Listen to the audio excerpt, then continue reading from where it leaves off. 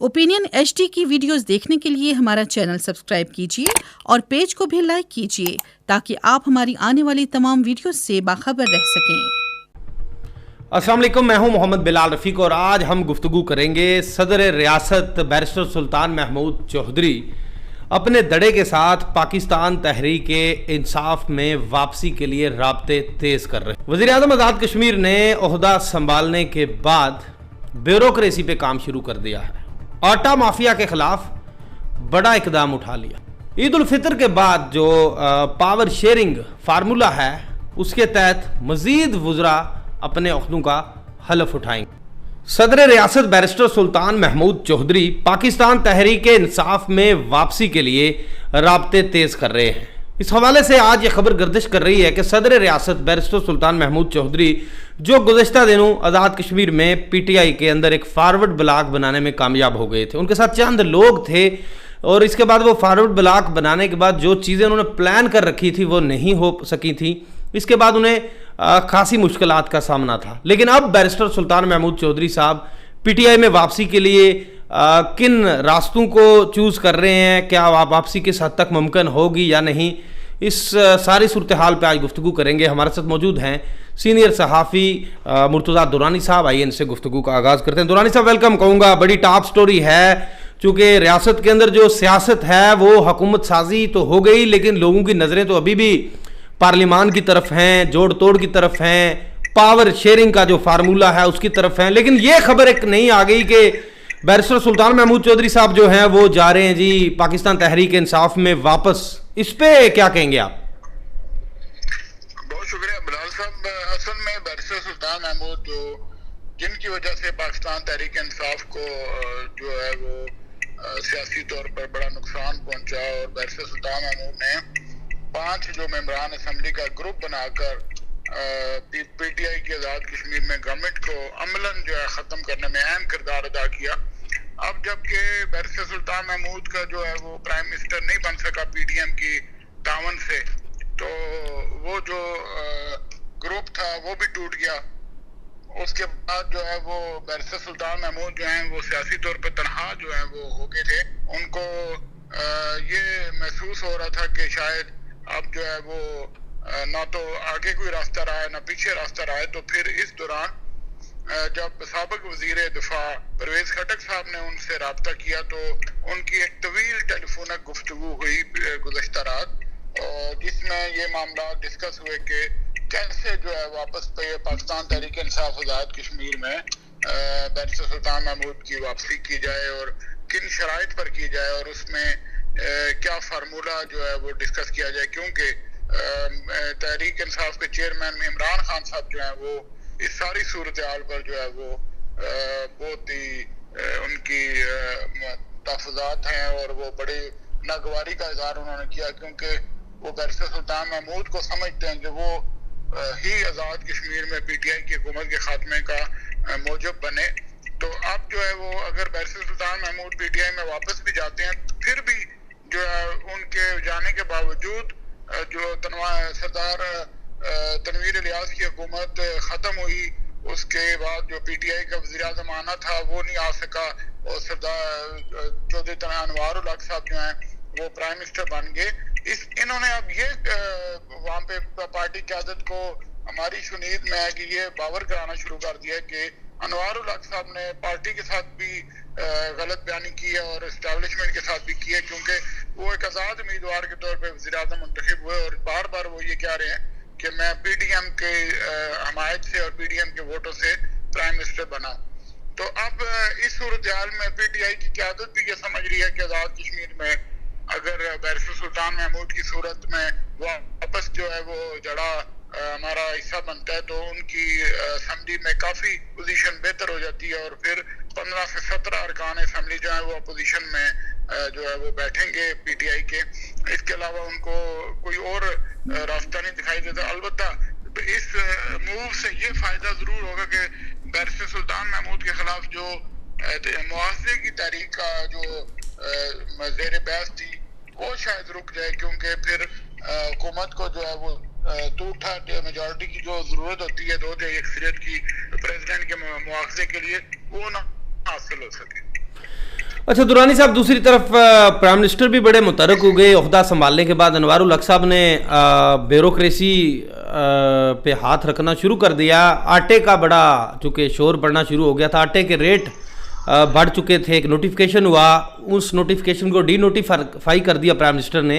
और prime minister का target क्या है, क्या करना चाह रहे हैं वो? अब चूँकि ओहदा संभाल लिया, हलफ ले लिया, अब तो काबीना की तश्कील तो चले ईद के बाद होगी, फिलहाल प्राइम मिनिस्टर क्या कर रहे हैं? देखिए, प्राइम मिनिस्टर ने अपनी पहली स्पीच में ही जो है वो पॉलिसी बयान दे दिया था कि ब्यूरोक्रेसी जो अपना किबला रुख से दुरुस्त कर ले। और ये नहीं है कि अब वो पहले जो है जिस तरह ब्यूरोक्रेसी जो है वो बेलगाम घोड़े की तरह थी, अब उनको जो है एक ऐसा प्राइम मिनिस्टर जो है वो मुयसर आ चुके हैं कि जो ब्यूरोक्रेसी के मामला, रूल्स ऑफ बिजनेस और सियासी जोड़ तोड़ के माहिर हैं। अब उनको जो है वो ब्यूरोक्रेसी उस तरह नहीं कर सकती जैसे वो पहले वज़ीर आज़मों को जो है वो, आपको पता है कि कैसे ब्यूरोक्रेसी जो है वो एक लिहाज से जो है शीशे में उतारती है, शीशे में उतारती रही है और या बेवकूफ बनाती रही है मुख्तलिफ सब्ज़ बाग दिखा के। तो अब जो है वो उनको एक अनवारुल हक साहब की सूरत में कैसे तजर्बाकार सियासी वर्कर का सामना होगा, जो तो ना तो किसी खुशफहमी का शिकार हैं, ना ही वो प्रोटोकॉल के रसिया हैं, ना ही वो कोई माल बनाने के एजेंडे पे हैं। उनका सिर्फ रियासत में एक एजेंडा है कि जो साफ शफाफ जो है वो गवर्नेंस दी जाए, रियासती अवाम को तब्दीली जो है महसूस हो के एक प्राइम मिनिस्टर आया और उसने आते ही जो है वो रियासत में तब्दीली ले आया। तो अब इसका फायदा ये होगा कि जो ब्यूरोक्रेसी पिछले 2 साल से जो हमारा रियासती निज़ाम जो बिल्कुल जो है इंफ्रास्ट्रक्चर खत्म हो गया, तबाह बर्बाद हो गया था, रियासती निज़ाम जो है वो ना होने के बराबर था। तो अब जो है वो दोबारा जो है वो ये रियासती निज़ाम जो है एक डगर पे चलेगा और इंशाअल्लाह ताला मुझे उम्मीद है कि जो अनवार साहब बड़े पैमाने पर एक तब्दीली लाएंगे। उन्होंने पहले ही जो है एक पॉलिसी बयान में ये कह दिया कि जो तालीम के शोबे से वाबस्ता लोग हैं और हेल्थ से वाबस्ता लोग हैं वो फौरी तौर पर अपने अपने जाए तैनाती पर हाजिर हों।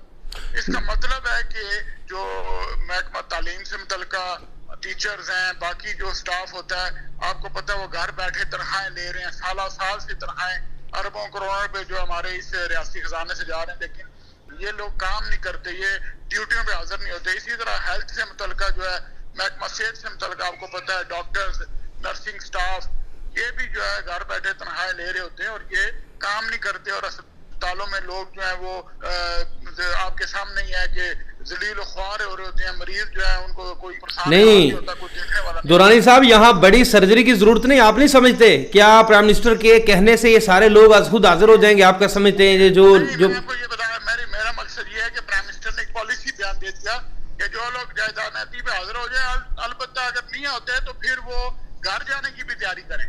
उन्होंने पूरा एक मैसेज दिया।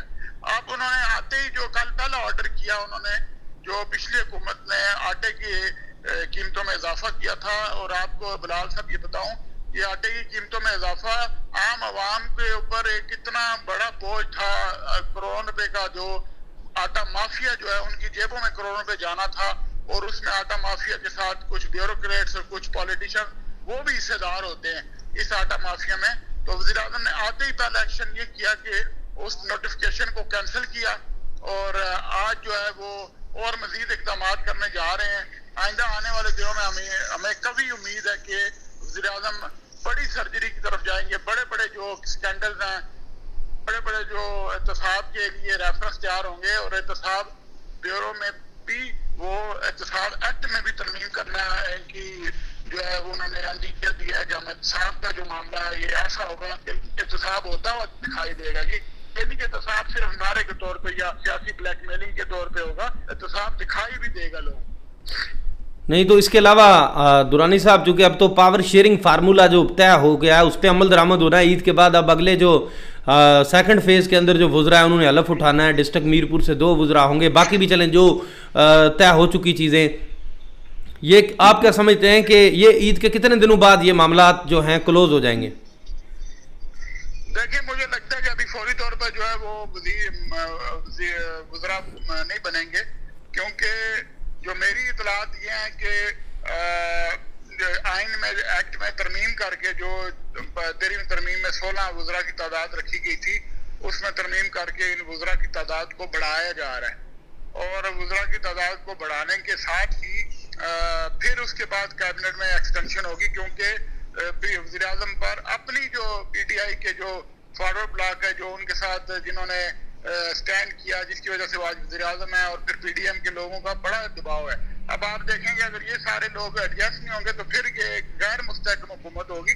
तो इसलिए मेरा ख्याल है कि पहले एक्ट में तरमीम की जाएगी, वज़रा की तादाद बढ़ाई जाएगी, उसके बाद जो है वो मजीद जो है वज़रा आएंगे। अभी तो सिर्फ आईनी जरूरत के लिए 2 वज़ीर रखे गए हैं कि क्योंकि काबीना और प्राइम मिनिस्टर काबीना के बगैर हुकूमत कंप्लीट नहीं होती, मुकम्मल नहीं होती, इसलिए उन्होंने आईनी जरूर के 2 वज़ीरों का हलफ करा दिया। अब ये इस पर काम होगा कि तरमीम कैसे की जाए, वफाकी हुकूमत से उसकी मंजूरी ली जाएगी, उसके बाद जो है ये जब वज़रा की तादाद बढ़ जाएगी तो नए वज़ीर जो है वो हलफ उठाएंगे। अच्छा, तो आप क्या समझते हैं अब ये स्पीकर वाला मामला जो आया सामने कि स्पीकर के लिए PTI की तरफ से चौधरी मकबूल गुज्जर दावा कर रहे थे, जबकि ये बातें भी चल रही थी कि चौधरी लतीफ़ अकबर साहब को कहा गया था कि आपको तो हम बिला मुकाबला मुंतखब करवाया जाएगा, लेकिन ये चूंकि प्राइम मिनिस्टर जो स्पीकर का शायद जो इस्तीफा था वो मंजूर नहीं हो सका था, ये बात को आड़े आई नहीं। वो एक्चुअली ये भी है कि एक तो स्पीकर साहब का भी इस्तीफा जो है वो नोटिफाई होना था, उसके बाद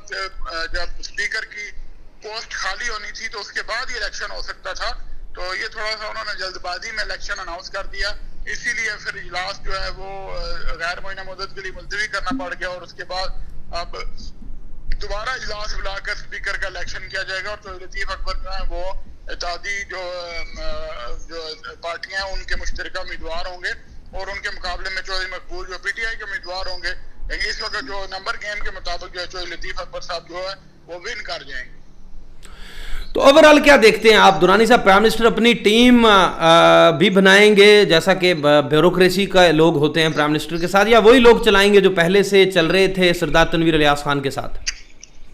नहीं, देखें प्राइम मिनिस्टर डेफिनेटली बड़े जानीदा शख्सियत है, वो बड़े लोगों के बारे में उनको इन्फॉर्मेशन है, पहले से वो जानते हैं, उनको पता है कि कौन जो है वो कितने पानी में है, कौन साजिश करता है, कौन करप्शन करता है, कौन जो है वो नायल है, कौन नकमा है।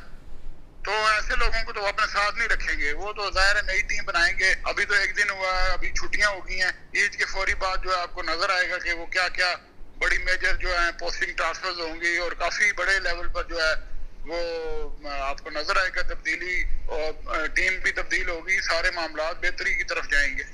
तो क्या पोस्टिंग ट्रांसफर्स का जो मामला है जैसे आपने कहा, ये इसमें सेक्रेटरीज भी डिपार्टमेंट्स के चेंज होंगे, या जो डिविजनल लेवल की एडमिनिस्ट्रेशन होती है, डिस्ट्रिक्ट लेवल के लोग होते हैं, डिप्टी कमिश्नर्स, या इस सतह तक तबादले जा सकते हैं?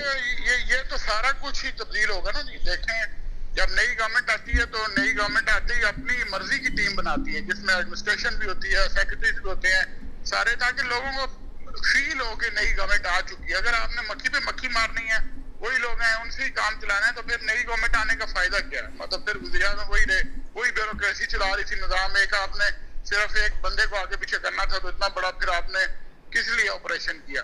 तो मुझे नहीं लगता कि इस टीम के साथ वज़ीर-ए-आज़म चलेंगे, वज़ीर-ए-आज़म अपनी नई टीम बनाएंगे।